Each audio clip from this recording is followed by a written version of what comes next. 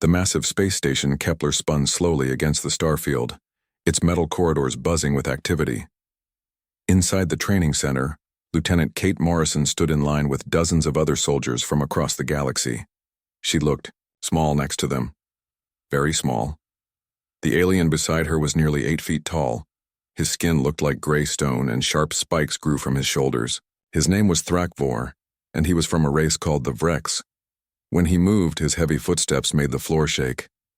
Kate tried not to stare, but it was hard.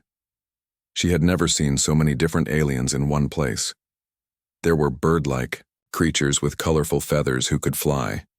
There were blue-skinned people with gills on their necks who came from water worlds. Some aliens had 4 arms, others had tentacles instead of legs. All of them were bigger and stronger than any human. "Welcome to advanced combat training," announced Commander Zeth Kalar, a massive Vreks with scars covering his stone-like face. His voice boomed through the speakers built into everyone's collar. "You represent the best warriors from 12 different worlds. For the next 6 months, you will train together. You will learn from each other and you will prove that you deserve to be here." Kate felt her stomach twist. She was the only human in the entire program. Earth had been invited to join the Galactic Coalition only 2 years ago, and she was the first human they had sent to elite training. The pressure was enormous. The commander's eyes found her in the crowd. "Some of you may wonder why certain species are included in this program. Remember that every race has earned their place here through combat excellence." His tone suggested he was not entirely convinced about humans. The first training exercise was simple: carry a standard weight pack across an obstacle course. Kate watched as the other aliens lifted the heavy packs like they weighed nothing. When her turn came, she could barely lift hers off the ground.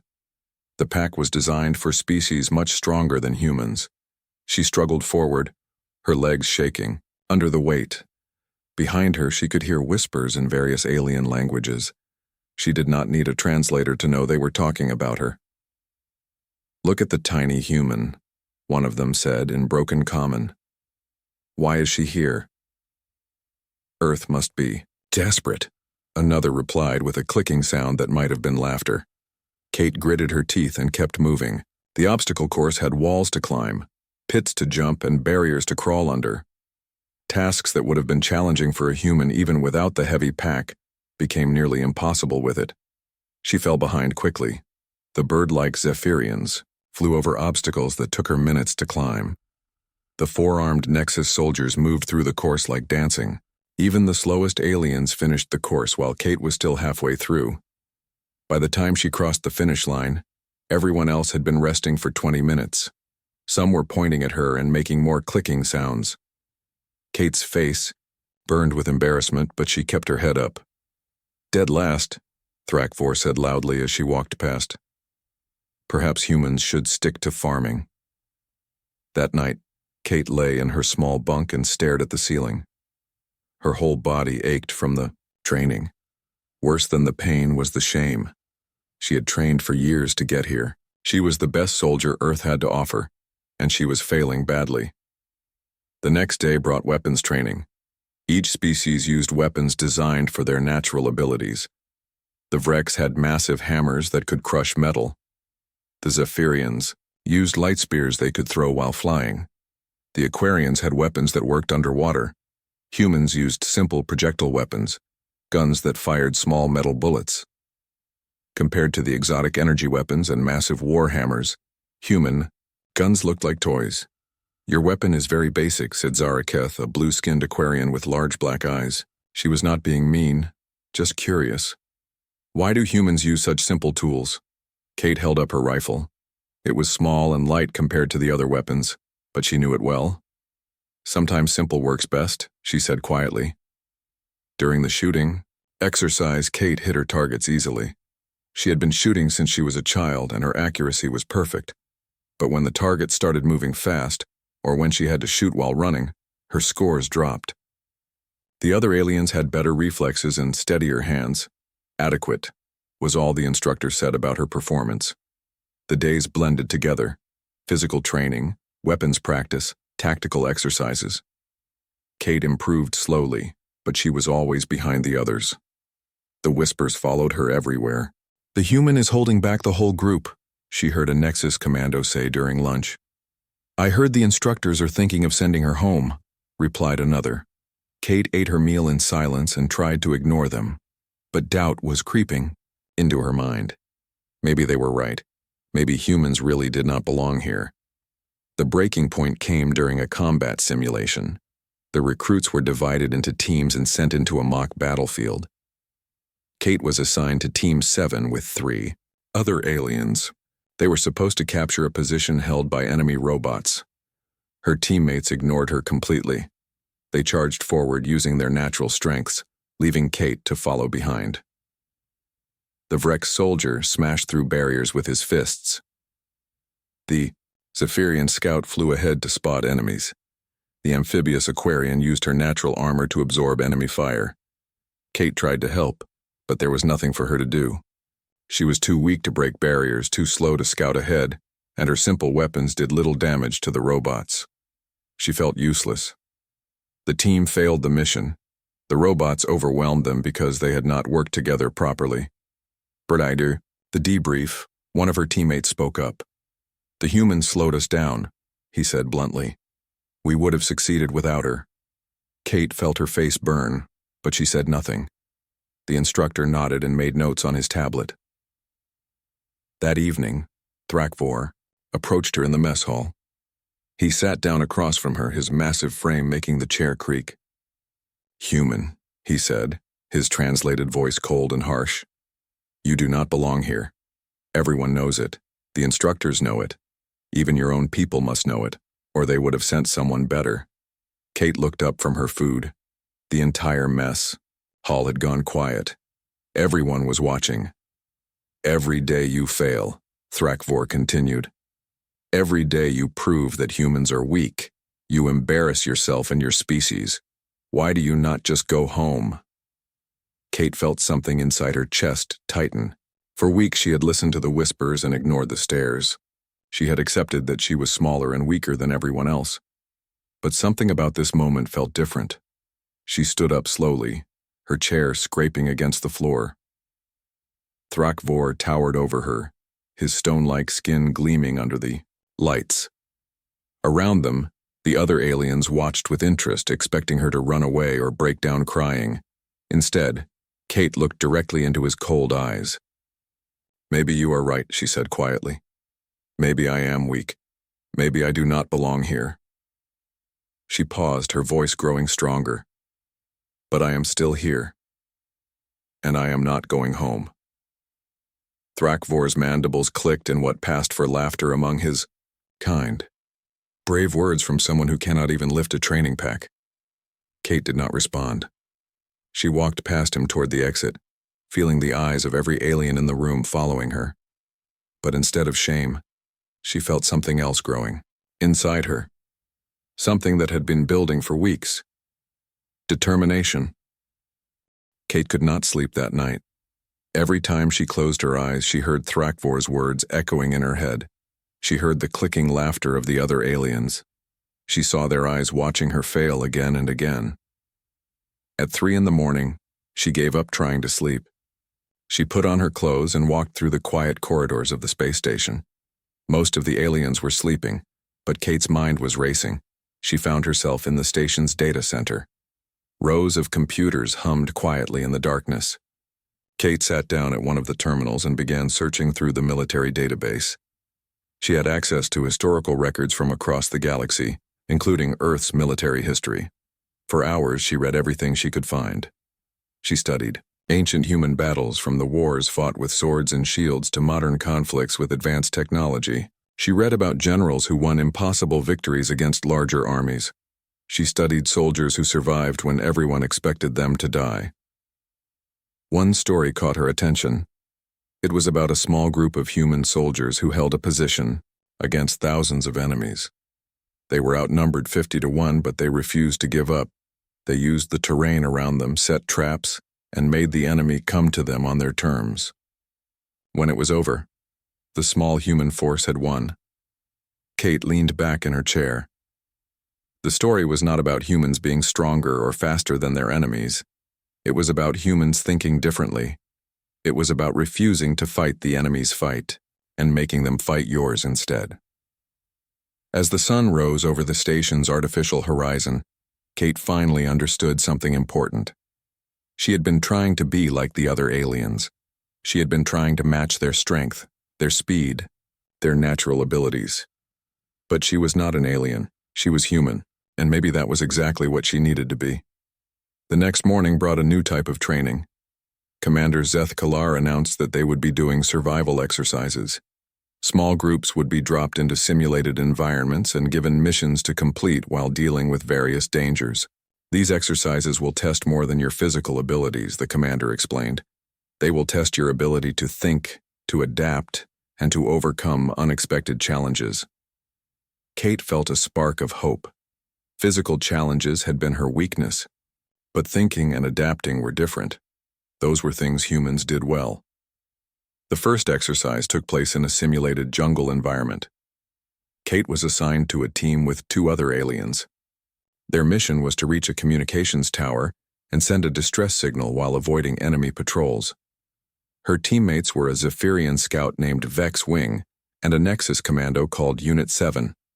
Both aliens immediately began planning based cuisine on their natural advantages. "I will fly above the trees to scout for enemies," Vex Wing said, his colorful feathers rustling with excitement. "I will use my enhanced sensors to detect electronic signals," Unit 7 added, his 4 mechanical, arms adjusting various devices on his belt. Kate listened to their plans but said nothing. While they talked, she studied the map of the jungle more carefully. She noticed things they had missed.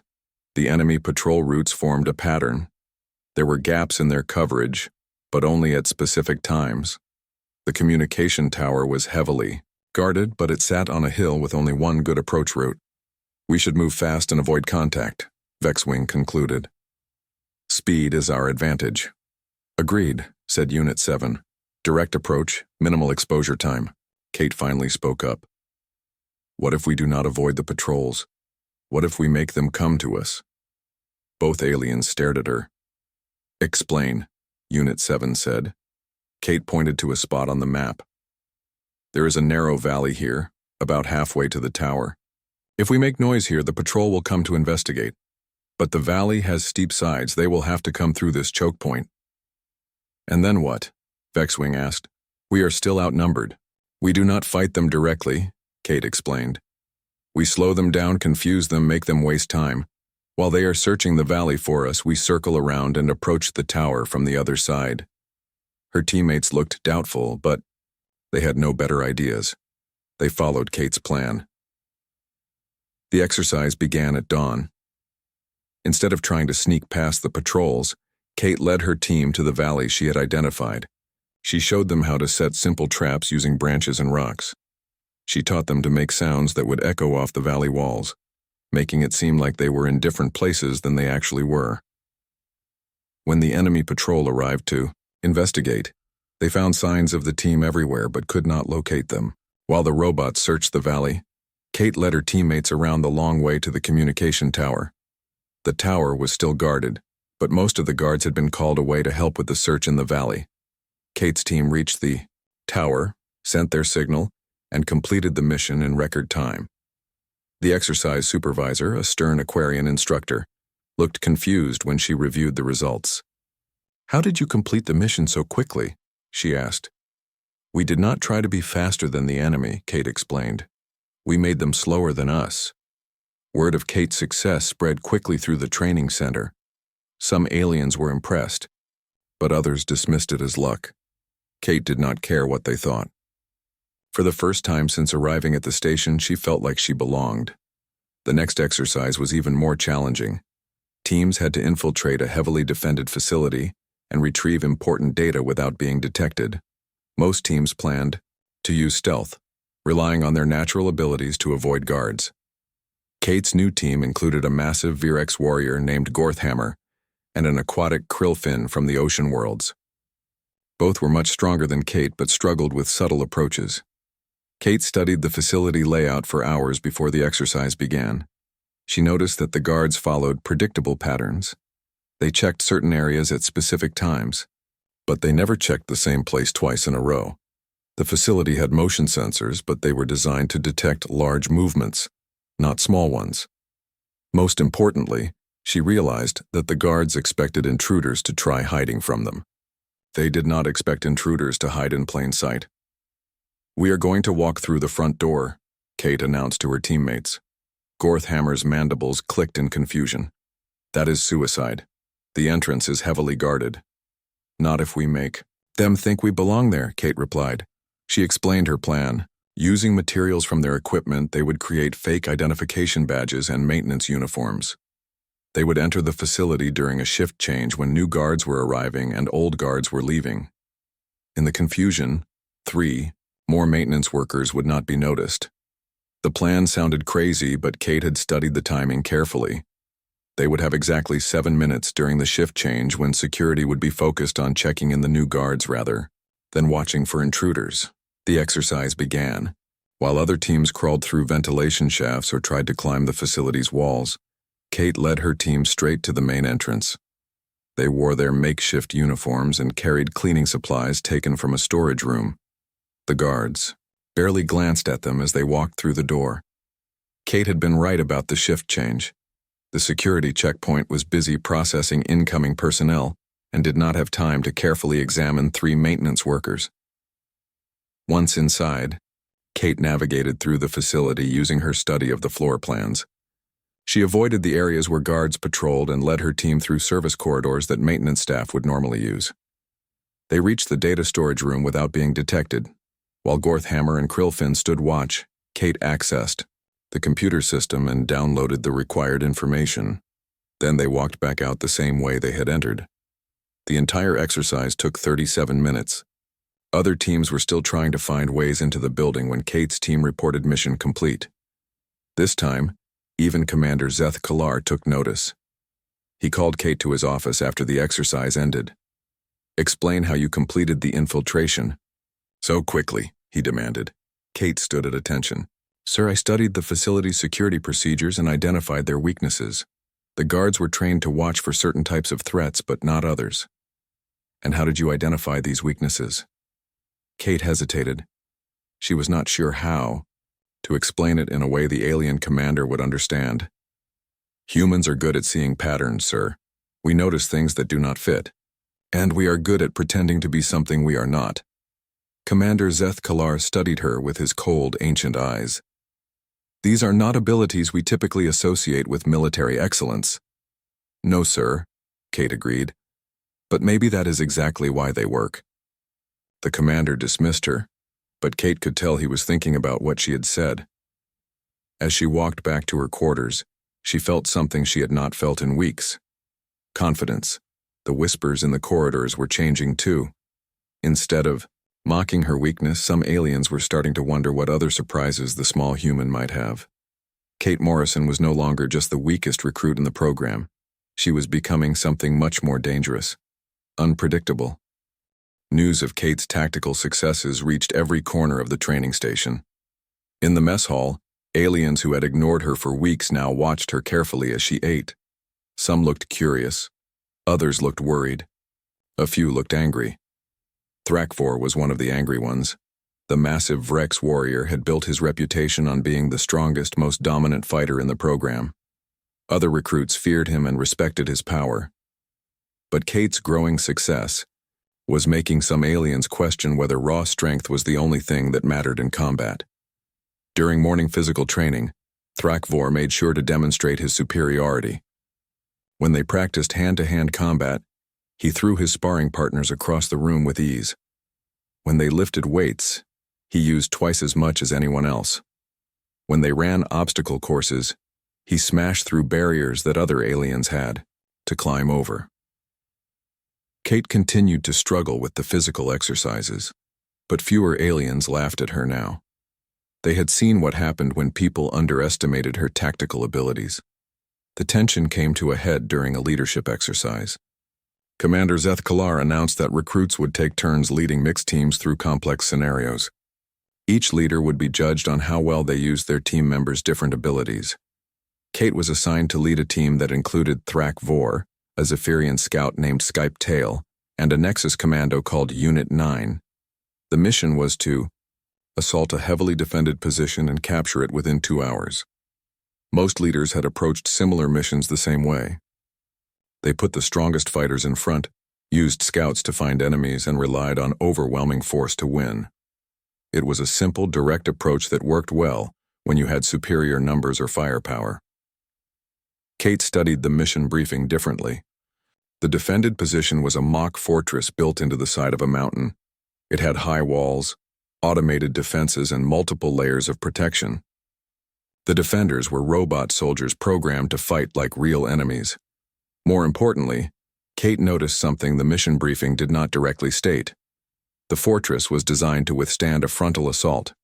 Its walls faced the most likely approach routes. Its weapons were positioned to cover open ground where attackers would be exposed. But the fortress had been built by aliens who thought like aliens. They had not considered how humans might approach the problem. Kate called her team together. HFY War crossed his massive arms and glared down at her. "What is your plan, human? Will you walk through the front door again?" "No," Kate said calmly. "We are not going to attack the fortress at all." Her teammates stared at her in confusion. "The mission is to capture the fortress," Unit 9 pointed out with mechanical precision. "How do we capture it without attacking it?" Kate spread out a map of the area around the fortress. "The mission says we have to capture this position within 2 hours. It does not say we have to fight our way inside." She pointed to the fortress on the map. "This position is strong because it controls the mountain pass. Supply convoys have to go through this pass to reach the settlements on the other side. The fortress exists to protect those convoys." Skype-Tail's feathered head tilted in curiosity. "So what do you propose?" "We make the fortress useless," Kate explained. "There is another route through the mountains here. It is longer and harder, but large vehicles can still use it. If we go to this route and start directing convoys through it instead, the fortress becomes meaningless." HFY War's mandibles clicked in irritation. "That is not fighting, that is running away." "No," Kate replied firmly. "That is winning. In 2 hours we will control the supply route. The fortress will be cut off and surrounded. They will have to surrender or starve." Her teammates were skeptical, but they had learned to trust Kate's unusual thinking. The exercise began with most other teams launching direct assaults on the fortress. Explosions echoed across the training area as they threw themselves against the heavy defenses. Kate led her team in the opposite direction, toward the alternate mountain route she had identified. It took them an hour of hard climbing to reach the secondary pass, but when they arrived they found exactly what Kate had expected. A supply convoy was waiting there, unable to proceed because the route was marked as closed for military exercises. Kate approached the convoy leader, a training supervisor in civilian clothes. "The main route through the fortress is blocked by combat," she explained. "We are here to escort your convoy through the alternate route." The supervisor looked confused, but checked his communications. The sounds of battle were indeed coming, from the direction of the fortress. After a moment, he agreed to let Kate's team guide the convoy through the secondary route. By the time 2 hours had passed, Kate's team had successfully moved 3 supply convoys through the alternate route. They had established a checkpoint and were directing all traffic away from the fortress. When the exercise ended, the fortress was still under siege, but it no longer controlled anything important. Commander Zeth Kalar reviewed the results with obvious surprise. "Lieutenant Morrison, you were supposed to capture the fortress." "Sir, the mission was to capture this strategic position," Kate replied, pointing to the location on the map. "The position's value comes from controlling the supply route. We now control the supply route." The commander was quiet for a long moment. Around them, other recruits who had failed to take the fortress watched with growing understanding. Kate had not just completed the mission differently, she had redefined what the mission actually was. "Clever," the commander finally admitted. "But real combat is not always about avoiding direct confrontation. Sometimes you must fight." HFY War stepped forward, his massive frame casting a shadow over Kate. "She runs from real fighting," he growled. "She uses tricks because she is too weak for honest combat. Kate looked up at the towering Vrex warrior. She had been expecting this moment for weeks. "Are you challenging me to honest combat?" The training area went silent. Every alien recruit stopped what they were doing and turned to watch. Thrakvor was the most feared fighter in the program. He had never lost a sparring match. He had injured several opponents, though always within the rules of training. Kate was half his size and had never won a single physical contest since arriving at the station. "You would not last 10 seconds, Thrakvor said with cruel confidence. Kate felt her heart racing, but she kept her voice steady. "Then it should be easy for you to prove it." Commander Zeth Kalar looked from Kate to Thrakvor with concern. "This is not necessary. Lieutenant Morrison has proven her value in other ways." "With respect, sir," Kate said, not taking her eyes off Thrakvor. "I think it is necessary. Some people still think humans do not belong here. Maybe it is time to settle that question." The commander hesitated. Combat training between different species was always dangerous. The aliens had evolved different fighting styles based on their natural weapons and defenses. A mistake could easily result in serious injury or death, but he could see the determination in Kate's eyes. He could also see that this confrontation had been building for weeks. Perhaps it was better to settle it, now in a controlled environment, than to let the tension continue growing. "Very well," he decided. "Standard sparring rules. No weapons, no killing blows, match ends when one fighter yields or is unable to continue." He looked directly at Thrakvor. "And no permanent damage. This is training, not execution." Thrakvor's mandibles clicked in what might have been amusement. "I will be careful not to break the small human too badly." Kate said nothing. She was already studying her opponent, the way she had studied every other challenge since arriving at the station. Thrakvor was bigger, stronger, and more heavily armed than her. His natural armor would protect him from most attacks she could make. His claws, even retracted for sparring, could easily break human bones. But she had learned something important over the past few weeks. Every opponent had weaknesses. Every defense had gaps. Every strength could become a weakness if you knew how to use it against them. She just had to figure out how to turn a mountain into a weapon. The other recruits formed a circle around the sparring area. News of the fight had spread quickly through the station, and aliens from other training groups were arriving to watch. Some were excited to see the legendary Thrakvor in action. Others were curious to see what the strange human would do. Kate stretched her muscles and tried to calm her racing heart. She had one advantage that no one expected. She was not planning to fight Thrakvor the way he expected to be fought. She was planning to fight him the way a human fights when everything is on the line. The sparring area fell completely silent as Kate and Thrakvor faced each other. The massive Vrex warrior stood like a gray mountain, his stone-like skin gleaming under the bright training lights.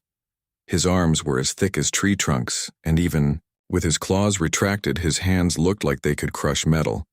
Kate looked tiny beside him. She stood barely 5.5 feet tall, her simple training clothes making her seem even smaller. Some of the watching aliens shook their heads, already feeling sorry for what was about to happen. Commander Zeth Kalar raised his hand. "Begin when ready," he announced. Thrakvor wasted no time. He charged forward with surprising speed for such a large creature, his massive arms swinging in powerful arcs. Any one of his punches could have knocked Kate unconscious if it connected, but it did not connect. Kate slipped to the side at the last possible moment, her movements fluid and precise. Thrakvor's punch whistled through empty air where her head had been a split second before. The watching aliens murmured in surprise. They had expected Kate to try blocking or backing away. Instead, she had moved just enough to avoid the attack, without wasting energy on unnecessary movement. Thrakvor spun around, his small eyes searching for his opponent. Kate was already moving, staying just outside his reach. She was studying him the same way she had studied every other problem since arriving at the station. "Stand still and fight," Thrakvor growled, launching another series of powerful swings. Kate did not respond. She was too busy learning. Each attack taught her something new about how the Vrex warrior moved. His punches were incredibly powerful, but they took time to build up speed. His natural armor protected most of his body, but there were gaps at the joints where the plates did not overlap. His eyes were positioned on the sides of his head, giving him a blind spot directly behind him. More importantly, she was learning about his mind. Thrakvor fought the way most Vreks fought, with overwhelming force and intimidation. He expected his opponents to be afraid, to make mistakes, to try desperately to match his strength. Kate was not afraid. She was calculating. Thrakvor's frustration grew as his attacks continued to miss. He was used to ending fights quickly with his superior strength. Opponents usually panicked when they faced him, making them easy targets. But Kate moved with calm precision, never where he expected her to be. "Fight me properly," he demanded, throwing a massive overhead punch that could have driven Kate into the floor. Kate stepped aside and finally spoke. "I am fighting you properly. You are just not used to fighting humans." For the first time since the match began, Kate went on the attack. But she did not try to punch or kick like the other aliens expected. Instead, she grabbed Thrakvor's extended arm and used his own momentum against him. The Vreks warrior was so surprised by the unexpected maneuver that he stumbled forward, off balance. Kate stayed with him, her hands finding pressure points on his arm that she had identified during her careful observation. Thrakvor roared in pain and surprise. No one had ever caused him pain in a sparring match before. He tried to grab Kate with his free hand, but she was already moving to his blind spot behind him. The watching aliens began to realize that something extraordinary was happening. Kate was not just surviving against a superior opponent, she was controlling the fight. Kate continued her systematic attack on Thrakvor's weaknesses. She targeted the gaps in his natural armor, the joints where his massive strength became a disadvantage. She used leverage and momentum instead of trying to match his power directly. Most importantly, she was getting inside his head. Thrakvor had never faced an opponent who fought like this. His usual tactics were useless against someone who refused to be intimidated or to fight on his terms. "Impossible," whispered a Zephyrian recruit. "Humans are not supposed to be able to do this." Kate heard the comment, but did not let it distract her. She had learned something important during her weeks of failure and mockery. Being underestimated was not a weakness. It was a weapon. Thrakvor became increasingly desperate. He abandoned technique entirely and began throwing wild, powerful attacks in all directions. But desperation made him sloppy, and Kate used every mistake against him. When he overextended on a massive swing, Kate grabbed his arm and used a leverage technique that sent him stumbling toward the wall. When he charged at her in rage, she stepped aside and let his own momentum carry him past her. When he tried to grab her, she slipped through his fingers like water. The turning point came when Thrakvor, completely frustrated and off balance, made the mistake Kate had been waiting for. He launched himself forward in a desperate tackle, putting all his strength behind one final attempt to overwhelm her. Kate had been expecting this moment. She had seen the anger building in his eyes, had recognized the signs of a fighter about to lose control. When Thrakvor committed himself to the charge, Kate was ready. She dropped low and to the side, grabbing his extended arm as he flew past her. Using his own massive momentum and the leverage techniques she had practiced, she redirected his charge into the training mat with devastating force. The impact shook the entire training area. Thrakvor, the undefeated champion of the Vreks military, crashed into the floor with enough force to crack the reinforced surface. He lay there for a moment, stunned and gasping. His confidence shattered along with his perception of human weakness. The training area erupted in shocked voices. Aliens, who had spent weeks mocking Kate, now stared in a mixture of fear and respect. Some backed away instinctively, suddenly realizing that the small human might be far more dangerous than they had ever imagined. Kate stood over Thrakvor, breathing hard but calm. She was not gloating or celebrating. She simply extended her hand to help him up, the same respect she would have wanted if their positions were reversed. Thrakvor looked at her hand for a long moment before accepting it. As Kate helped him to his feet, he spoke quietly enough that only she could hear. "I underestimated your species," he admitted, his translator capturing genuine respect in his voice. "That will not happen again." Commander Zethkalar approached them, his ancient eyes studying Kate with new understanding. Explain what just happened, Lieutenant Morrison. Was this superior technique or something else? Kate met his gaze steadily. Humans have one advantage that cannot be trained or enhanced. Commander, when we are pushed to our limits, when everyone expects us to fail, when the odds are completely against us, that is when we become truly dangerous. We do not just adapt to challenges, we turn them into weapons. The commander nodded slowly. And this is why the galaxy's military leaders are concerned about your species.